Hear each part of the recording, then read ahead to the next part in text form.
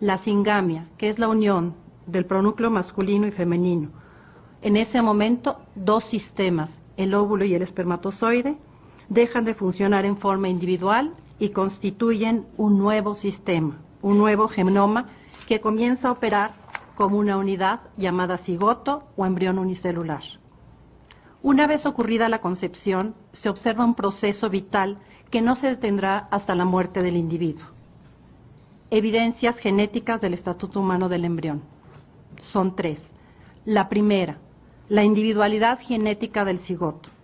Desde el momento mismo de la fecundación, inicia la existencia de una nueva vida, específicamente humana, dotada de un código genético único e irrepetible, no idéntico ni al del padre ni al de la madre. El proyecto Genoma Humano, quizás uno de los avances más recientes, ha demostrado que un ser humano es distinto a otro en menos del 1% de sus genes. Esto es lo que lo hace individual. Y esta realidad se observa desde que fuimos cigotos. Esto se debe, por una parte, a la segregación de los cromosomas homólogos, descrita por Gregorio Mendel, después confirmada por Watson y Crick y recientemente por los estudios del genoma humano. Consiste justamente en que ese par de cromosomas, uno paterno y uno materno, se distribuyan de forma azarosa en alguna de las dos nuevas células. Por otra parte, el entrecruzamiento o crossing over, bien estudiado en el proceso de la meiosis, consiste en que se intercambien de 3 a 8 segmentos en lugares diferentes en la formación de los gametos. Así, tanto la segregación como el entrecruzamiento, claramente estudiados por la genética, hacen evidente que el resultado de la concepción es un genoma humano completo, pero este genoma es además individual, es decir, esta combinación no ha existido.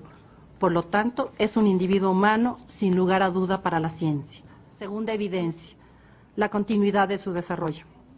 Durante el desarrollo progresivo del embrión, desde cigoto, la primera célula se divide y se organiza sin cesar hacia su plenitud. Todo se realiza en tiempo según un proceso continuo e ininterrumpido, fijado por un programa inicial contenido en el genoma humano.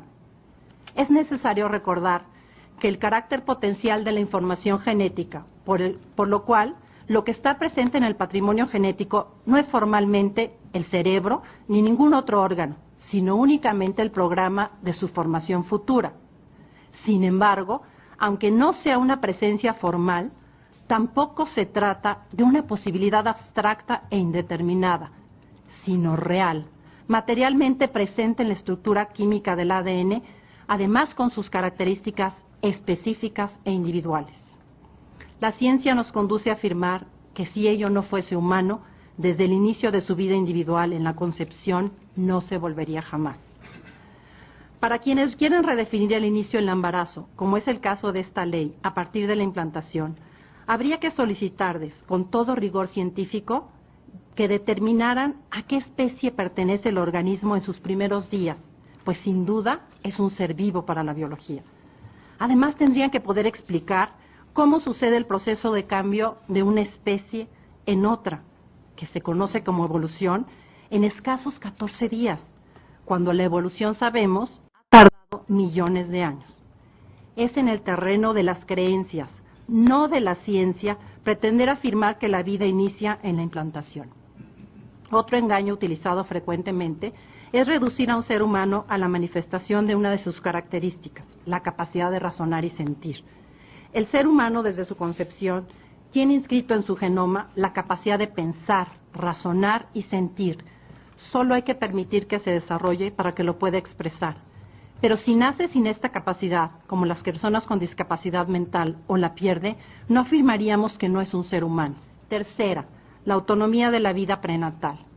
El embrión, y solamente él, es quien con un mensaje químico estimula el funcionamiento del cuerpo lúteo del ovario y suspende el ciclo menstrual de la madre. Esto sucede en un minúsculo embrión que al 6º o 7º día de vida, es decir, después de su concepción, mide 1.5 milímetros de largo y ya está en condiciones de decidir su propio destino. El proceso de formación del embrión es autónomo, no obstante la íntima relación que se instaura con el cuerpo de la madre. En el periodo que precede la implantación, cuando el embrión parece más precario y débil, su autonomía es paradójicamente mayor, como lo demuestran las técnicas de fecundación in vitro. Decir que una mujer tiene derecho sobre su cuerpo es una inexactitud y una irrealidad científica, pues un embrión desde el momento de la concepción no es parte del cuerpo de la madre. Las células de la madre y del embrión son diferentes en su genética y en su inmunología. El principio de la duda. A pesar de las evidencias científicas, todavía existen científicos que dicen que hasta las 12 semanas es una masa de células. Entonces nos encontraríamos ante dos posibilidades. Ante la duda, tratar a una masa de células como un ser humano o a un ser humano como una masa de células. Por supuesto, tendría que ser lo primero.